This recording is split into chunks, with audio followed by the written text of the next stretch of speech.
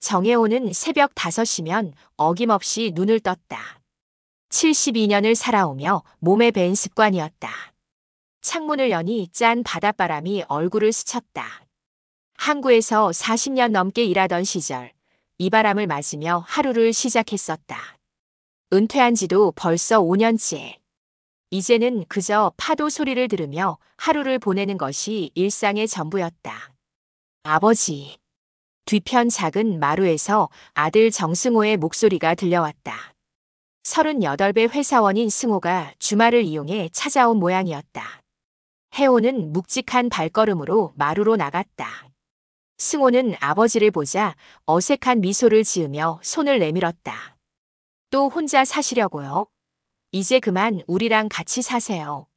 승호의 말투에는 걱정과 함께 어딘가 의무감 같은 것이 묻어 있었다. 혜호는 고개를 저었다. 괜찮다. 나는 여기가 좋아. 바다도 보이고. 아버지, 혼자 사시면 위험해요. 건강도 챙기셔야 하고요. 지우도 할아버지 보고 싶어 해요. 지후. 7살짜리 손자의 이름을 듣자 혜호의 표정이 부드러워졌다. 마지막으로 본 게 언제였던가. 3달 전쯤 승호가 데리고 왔을 때 지우는 할아버지 손을 꼭 잡으며 할아버지, 또 올게요. 하고 웃었었다. 그 환한 웃음이 아직도 선명했다. 지우가 정말 그렇게 말했나? 네, 맨날 할아버지 얘기만 해요. 같이 사시면 얼마나 좋아할지 몰라요. 승호는 설득하듯 말을 이었다. 혜호는 창밖으로 펼쳐진 바다를 바라보았다.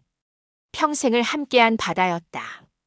이곳을 떠난다는 것은 자신의 일부를 떼어내는 것 같았다. 하지만 지우의 얼굴이 자꾸만 떠올랐다. 그 아이의 웃음 속에서 오랫동안 잊고 지냈던 무언가가 되살아나는 느낌이었다. 생각해볼게.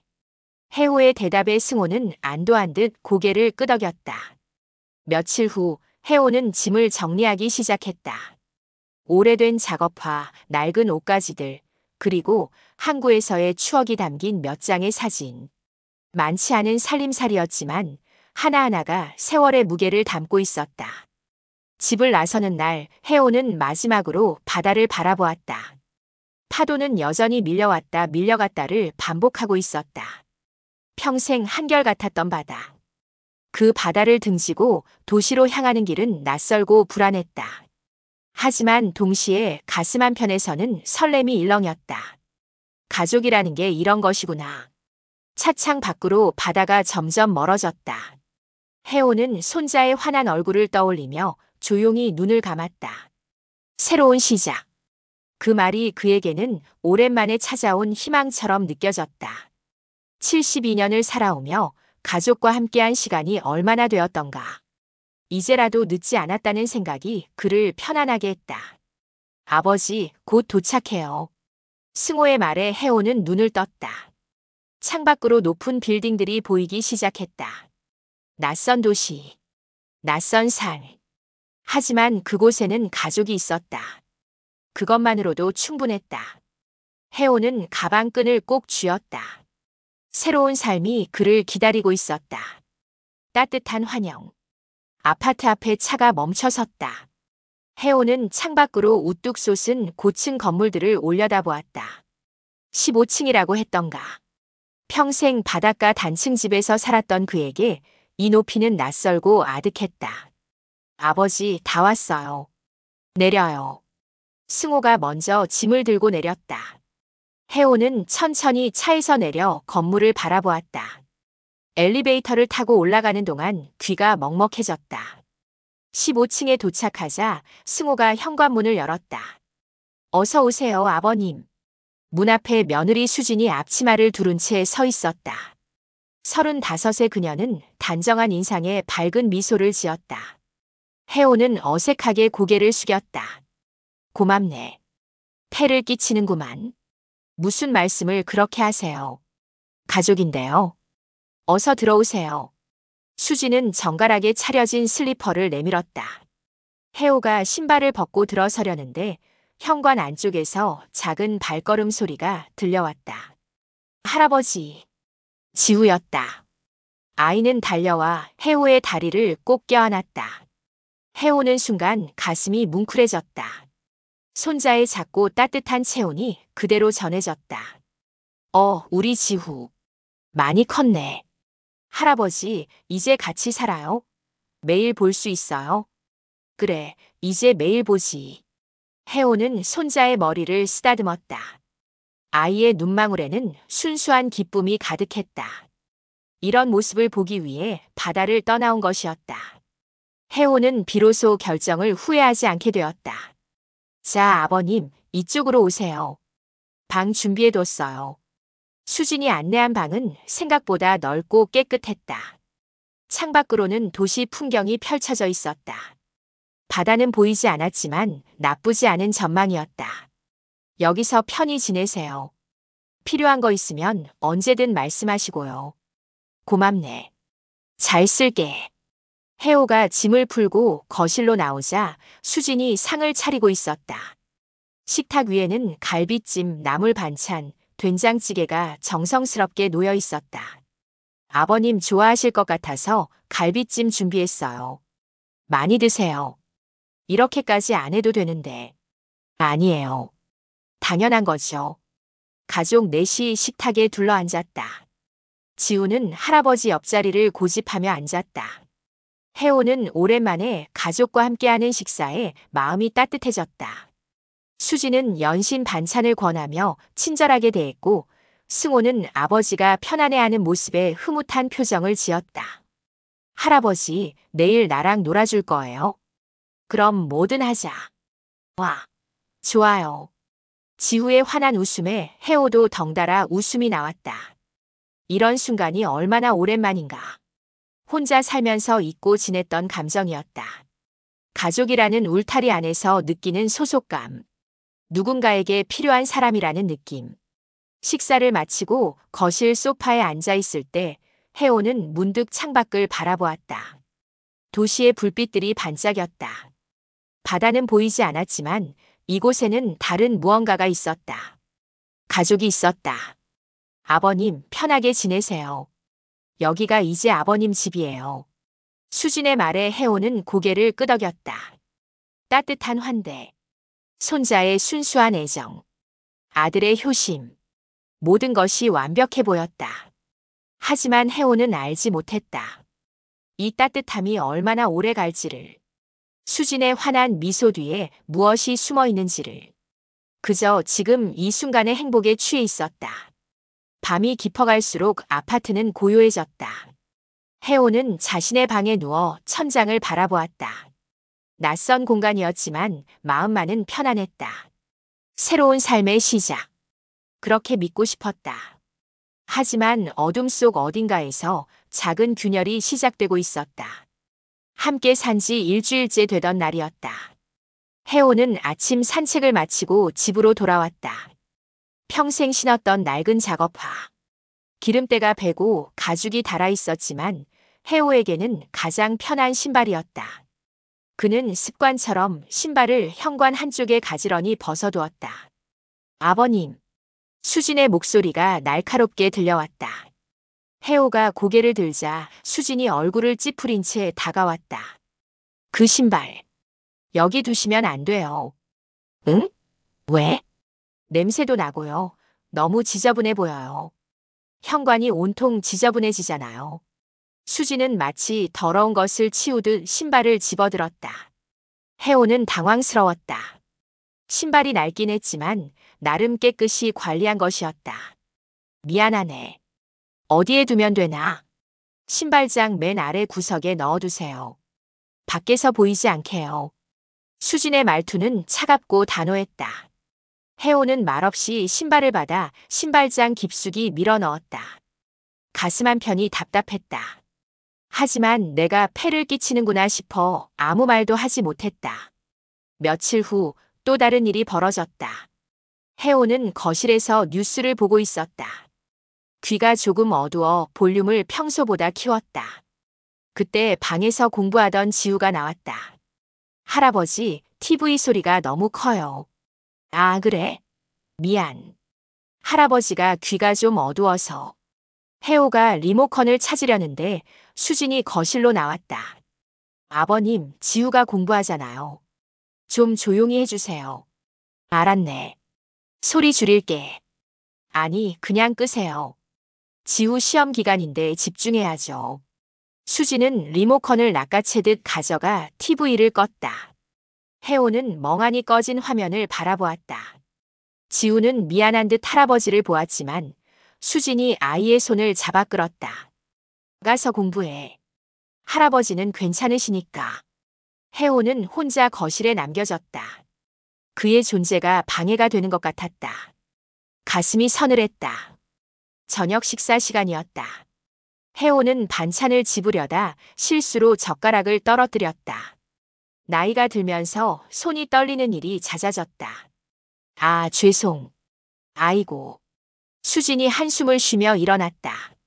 새 젓가락을 가져다 주면서 그녀는 작게 중얼거렸다. 아버님 혹시 치매라도 오신 건 아니죠? 뭐? 아니, 요즘 자꾸 물건도 떨어뜨리시고 같은 말씀도 반복하시고 걱정돼서요. 수지는 웃으며 말했지만 그 웃음에는 조롱이 섞여 있었다. 승호는 신문을 보느라 대화를 듣지 못했다. 지우만 불안한 눈으로 할아버지를 바라보았다. 치매는 무슨? 내가 멀쩡한데. 그럼 다행이고요. 제가 괜히 걱정했나 봐요. 혜호는 젓가락을 든 손이 떨렸다. 그날 밤 그는 자신의 방에서 손을 꼭 쥐었다 펴기를 반복했다. 치매. 그 단어가 머릿속에서 맴돌았다. 내가 정말 이상해진 건가? 다음 날 아침 혜호는 일찍 일어나 설거지를 하려고 했다. 며느리에게 조금이라도 도움이 되고 싶었다. 하지만 부엌에서 나오던 수진이 그를 발견했다. 아버님, 왜 이러세요? 설거지 좀 하려고. 됐어요. 식기세척기 있어요. 아버님이 하시면 제대로 안 되니까 그냥 제가 할게요. 하지만 아버님 편히 쉬세요.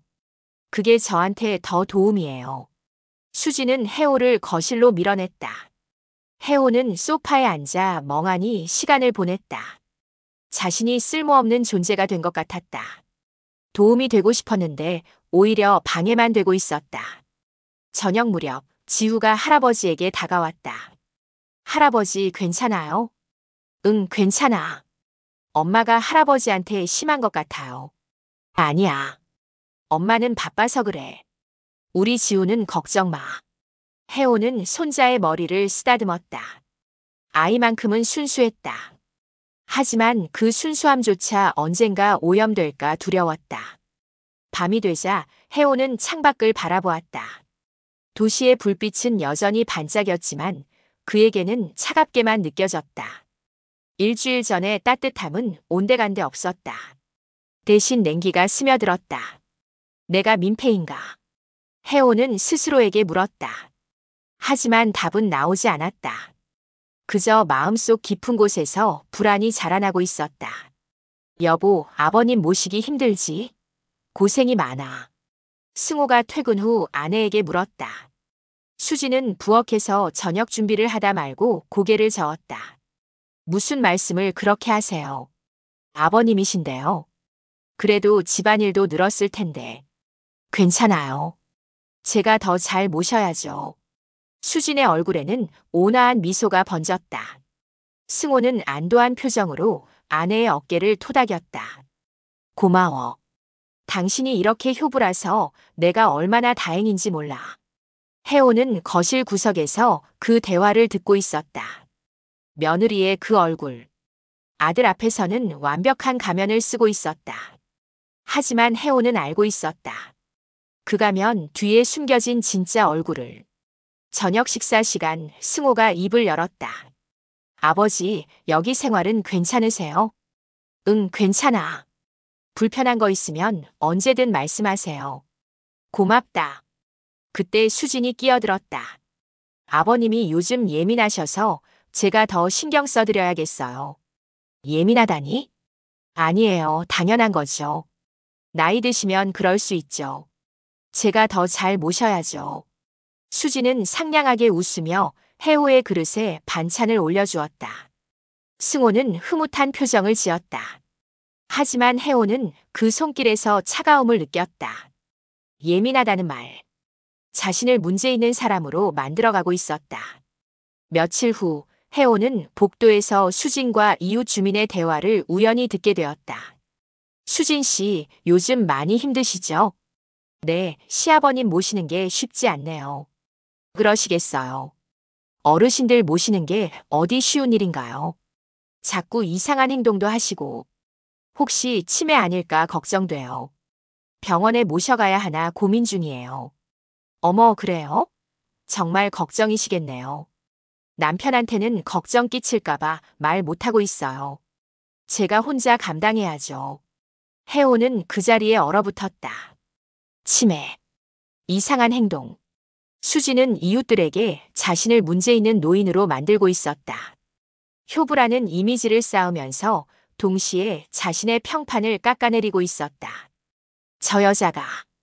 혜호는 주먹을 꽉 쥐었다. 하지만 아무 말도 할 수 없었다. 누가 믿어줄 것인가. 아들은 아내를 신뢰했고 이웃들은 이미 수진의 말을 믿기 시작했다. 다음 날 승호가 심각한 얼굴로 혜호를 찾아왔다. 아버지, 최근에 좀 어떠세요? 왜 그러나? 수진이가 걱정하더라고요. 아버지가 요즘 자주 헷갈려 하신다고. 헷갈리긴 뭘 헷갈려. 나 멀쩡해. 그래도 한번 병원 가보시는 게. 병원은 무슨 병원? 혜호의 목소리가 커졌다. 승호는 당황한 표정으로 물러섰다. 아버지, 왜 그러세요? 그냥 검진 한번 받아보자는 거예요. 나는 아프지 않아. 괜히 이상하게 만들지 마. 혜호는 방으로 들어가 문을 닫았다. 가슴이 터질 것 같았다. 아들마저 자신을 의심하기 시작했다. 수진의 말에 휘둘리고 있었다. 그날 밤 혜호는 잠을 이룰 수 없었다. 수진은 완벽하게 계산하고 있었다. 아들 앞에서는 효부, 이웃들 앞에서는 희생하는 며느리, 그리고 혜호를 향해서는 냉혹한 칼날. 이 집에서 내가 고립되고 있어. 혜호는 중얼거렸다. 집 안에서도 집 밖에서도. 수지는 보이지 않는 그물을 쳐서 그를 가두고 있었다. 며칠 후 수지는 또다시 이웃과 이야기를 나눴다. 시아버님이 자꾸 밤에 돌아다니세요. 깜짝깜짝 놀라요. 혹시 배회하시는 거 아니에요? 그럴 수도 있겠네요. 걱정이에요. 남편은 회사 일로 바빠서 모르는데 제가 다 챙겨야죠. 혜호는 복도 끝에서 그 대화를 들었다. 분노가 치밀어 올랐다. 밤에 돌아다닌 적도 없었다. 모든 게 거짓말이었다. 이 여자는 나를 미치광이로 만들 작정이야. 혜호는 깨달았다. 수지는 단순히 자신을 무시하는 게 아니었다. 체계적으로 자신의 존재를 지워가고 있었다. 가족에게서, 사회에서, 그리고 스스로의 정신까지. 저녁 무렵 지우가 할아버지 방에 들어왔다. 할아버지, 엄마가 할아버지 나쁜 사람이라고 했어요. 뭐? 아니에요. 할아버지는 좋은 사람이에요. 나는 알아요. 지우는 할아버지의 손을 꼭 잡았다. 혜호는 그 작은 손에서 마지막 희망을 느꼈다. 이 아이만큼은 진실을 알고 있었다. 밤이 깊어갔다. 혜호는 창밖을 바라보며 생각했다. 더는 침묵할 수 없었다. 수진의 가면을 벗겨내야 했다. 하지만 어떻게? 그의 눈빛에 결연함이 스며들었다. 아버지, 오늘은 회사 회식이 있어서 늦을 것 같아요. 승호는 넥타이를 매며 현관으로 향했다. 혜호는 거실 소파에 앉아 있었다. 그래, 조심해서 다녀와. 네. 수진이한테 잘 부탁드려요. 승호가 나가자 집안이 고요해졌다. 수지는 부엌에서 설거지를 하고 있었고 지우는 방에서 공부 중이었다. 혜호는 혼자 텔레비전을 켰다. 볼륨을 최대한 낮췄다. 또 뭐라고 할까봐. 저녁 시간이 되었다. 수진이 식탁에 밥을 차렸다. 하지만 혜호의 자리는 없었다. 저녁은? 아버님. 오늘은 지우랑 저만 먹으려고요. 아버님은 아까 간식 드셨잖아요. 간식은 사과 한 조각인데. 나이 드시면 소식하는 게 건강에 좋대요. 걱정 마세요. 수지는 차갑게 말하고는 지후와 단둘이 식사를 시작했다. 혜호는 소파에 앉아 그들을 바라보았다. 자신이 투명인간이 된 것 같았다. 식탁. 가족의 중심이 되어야 할 그곳에서 자신만 배제되었다. 엄마, 할아버지는? 할아버지는 괜찮으셔. 너나 많이 먹어. 지우는 불안한 눈으로 할아버지를 돌아보았다. 혜호는 억지로 웃어 보였다. 아이에게 걱정 끼치고 싶지 않았다. 식사 후 혜호는 배를 움켜쥐고 자신의 방으로 들어갔다. 냉장고를 열고 싶었지만 수진의 눈치가 보였다. 결국 그는 물만 마시고 잠자리에 들었다. 배고픔에 잠을 이룰 수 없었다. 다음 날 아침 승호가 출근 준비를 하고 있었다. 아버지, 어제 저녁 잘 드셨어요? 응. 그래. 혜호는 거짓말을 했다. 아들에게 말해봤자 믿어주지 않을 것 같았다. 수진이 옆에서 웃으며 끼어들었다. 아버님이 요즘 입맛이 없으신가 봐요. 뭘 드려도 잘 안 드세요. 그래요? 아버지 괜찮으세요? 괜찮아. 신경 쓰지 마. 승호는 의심하지 않고 출근했다. 혜호는 또다시 혼자 남겨졌다. 주말이 되었다. 승호가 집에 있는 날이었다. 혜호는 손자와 놀아주고 싶어 지우의 방으로 갔다. 지우야, 할아버지랑 밖에 나갈까? 와, 좋아요. 하지만 그때 수진이 나타났다. 안 돼요. 지우는 학원 가야 해요. 학원? 주말인데? 주말 특강이에요. 늦으면 안 돼요. 조금만 놀다 가면 안 될까? 안 돼요. 교육이 얼마나 중요한데요. 아버님은 모르시겠지만 요즘 애들은 다 이렇게 공부해요. 수지는 지우의 손을 잡고 나갔다. 지우는 뒤돌아보며 할아버지를 바라봤다. 미안해하는 눈빛이었다. 혜호는 손을 흔들어 주었지만 가슴이 무너졌다. 당신 너무 심한 거 아니야? 승호가 조심스럽게 말했다. 수진이 현관에서 돌아서며 대답했다. 심하긴요. 지우 교육을 위해서예요. 아버님도 이해하실 거예요. 승호는 더 이상 아무 말도 하지 못했다.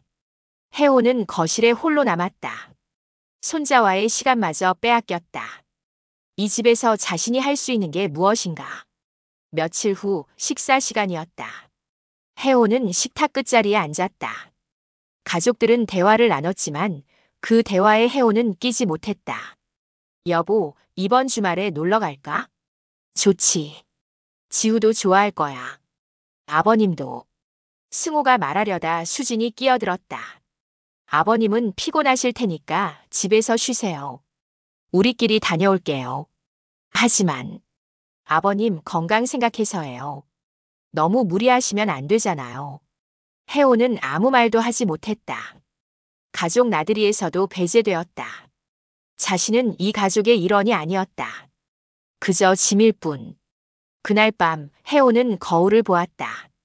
초라하고 늙은 얼굴이 비쳤다. 한 달 만에 몰라보게 수척해졌다. 눈빛도 생기를 잃었다. 내가 짐이구나. 혜호는 중얼거렸다. 가족의 짐. 버려야 할 존재. 수진이 원하는 그림이 바로 이것이었다. 다음 날 지우가 학교에서 돌아와 할아버지를 찾았다. 할아버지. 응, 왔니? 할아버지 많이 아파요? 아니야. 괜찮아. 엄마가 할아버지 아프시대요.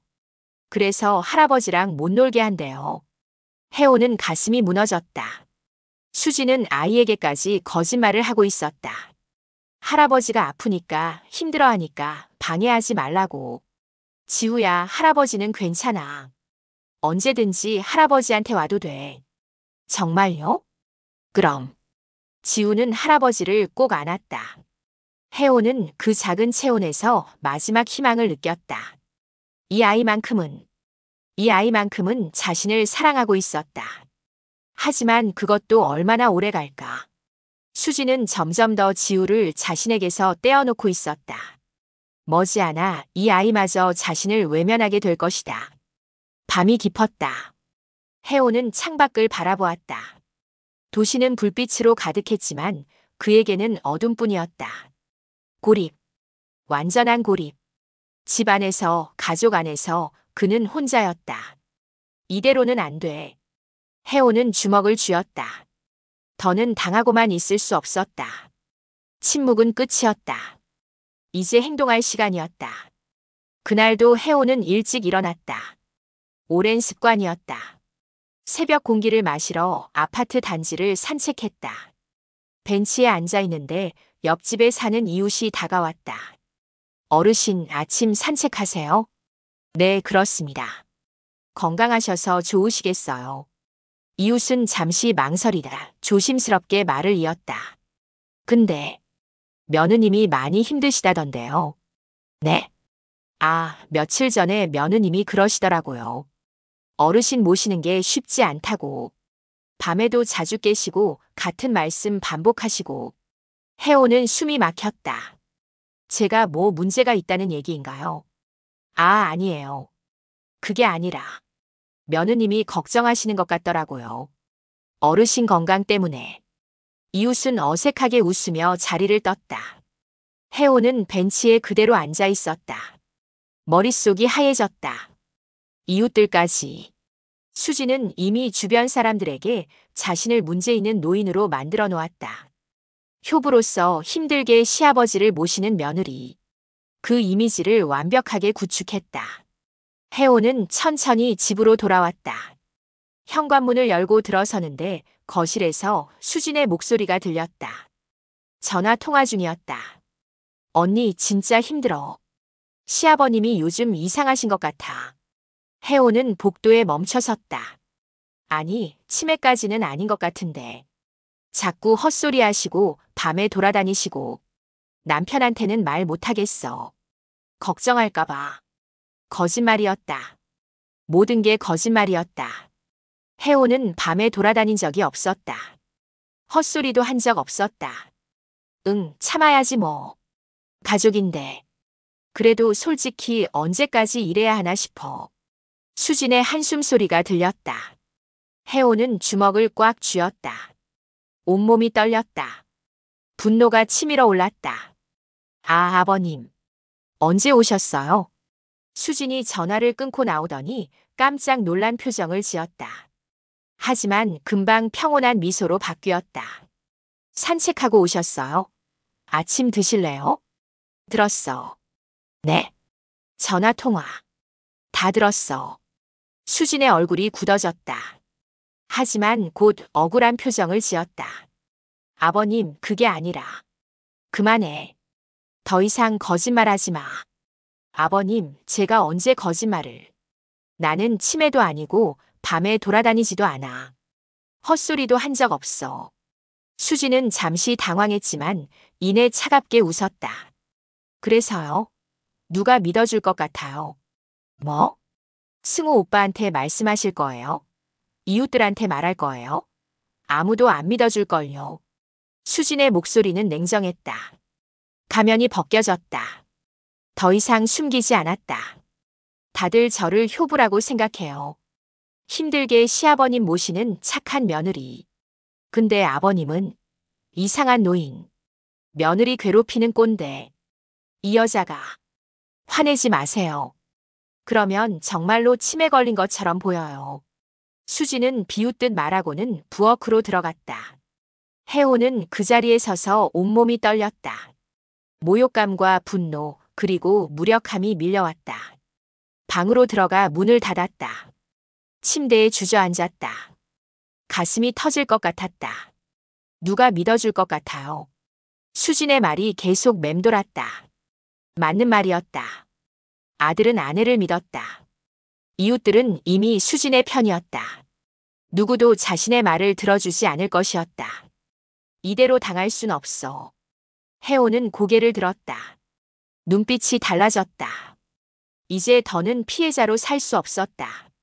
침묵으로는 아무것도 바뀌지 않았다. 저 여자의 가면을 벗겨야 해.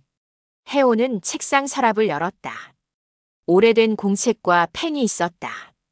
그는 공책을 펼쳤다. 그리고 적기 시작했다. 2월 15일. 수진이 식사를 주지 않았다. 2월 18일. 지후와의 만남을 차단했다. 2월 20일. 이웃에게 나를 치매 환자로 소문냈다. 하나하나 기록했다. 증거를 만들어야 했다. 수진이 완벽하다고 생각한 계획에 균열을 내야 했다. 저녁이 되었다. 승호가 퇴근했다. 혜호는 거실로 나갔다. 아들과 마주 앉았다. 승호야. 내 아버지. 나 여기서 나가야겠다. 승호의 얼굴이 굳었다. 수진이 부엌에서 나와 날카로운 눈빛을 보냈다. 아버지, 왜 그러세요? 무슨 일 있어요? 여기서는 못 살겠다. 아버님, 저희가 뭘 잘못했나요? 수진이 떨리는 목소리로 물었다. 연기였다. 완벽한 연기. 승호야, 나는. 아버지, 또 그러시는 거예요? 승호의 목소리에는 피곤함이 묻어 있었다. 혜호는 입을 다물었다. 지금 말해봤자 소용없었다. 아들은 이미 아내의 편이었다. 죄송합니다. 제가 잘 모시겠습니다. 수진이 고개를 숙였다. 눈물까지 글썽였다. 완벽한 연기. 승호는 아내의 어깨를 두드렸다. 혜호는 자리에서 일어났다. 방으로 돌아와 다시 공책을 펼쳤다. 2월 23일. 승호에게 말했으나 믿지 않았다. 그는 펜을 꽉 쥐었다. 전쟁이 시작되었다. 수진의 가면을 벗기기 위한 전쟁. 기다려. 반드시 진실을 밝혀내겠어. 혜호의 눈에는 결연한 빛이 떠올랐다. 72년을 살아온 인생. 마지막 존엄을 지키기 위한 싸움이 시작되었다.